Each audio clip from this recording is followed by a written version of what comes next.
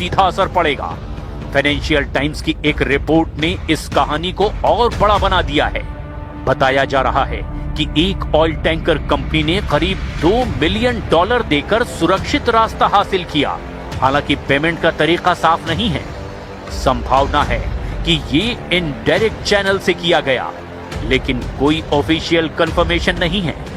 इसका असर सीधे पेट्रोल डीजल की कीमतों और ग्लोबल इकोनॉमी पर पड़ता है। यानी बिना रास्ता बंद किए ही ईरान ने इकोनॉमिक प्रेशर क्रिएट कर रखा है।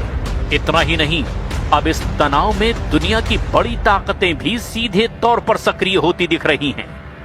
United Kingdom, France, Germany, Italy, Netherland और जापान जैसे देश अब होर्मुज में जहाजों की सुरक्षा के लिए एस्कॉर्ट सिस्टम का प्लान कर रहे हैं। इनमें से जापान को छोड़कर 5 देश नेटो का हिस्सा हैं, जिससे ये साफ हो जाता है कि ये मुद्दा अब केवल क्षेत्रीय नहीं रहा, बल्कि वैश्विक रणनीतिक टकराव का केंद्र बन चुका है।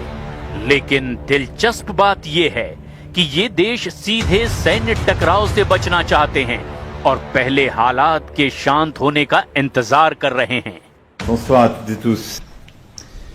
Sur la question du détroit d'Ormuz, nous avons pu là aussi échanger. J'ai redit qu'une fois que la situation serait plus calme, la France était prête avec d'autres nations à prendre la responsabilité d'un système d'escorte de navires dans le détroit, dans le cadre d'une mission qui n'a pas vocation à être une action de vive force.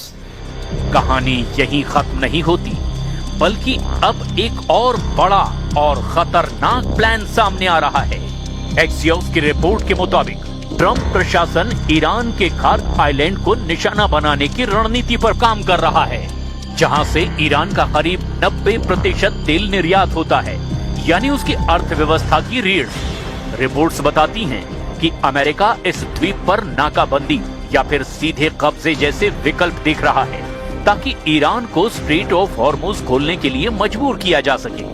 इससे पहले अमेरिकी हमलों में यहां के सैन्य ठिकानों को निशाना बनाया गया, लेकिन ऑयल इंफ्रास्ट्रक्चर को जानबूझकर छोड़ा गया।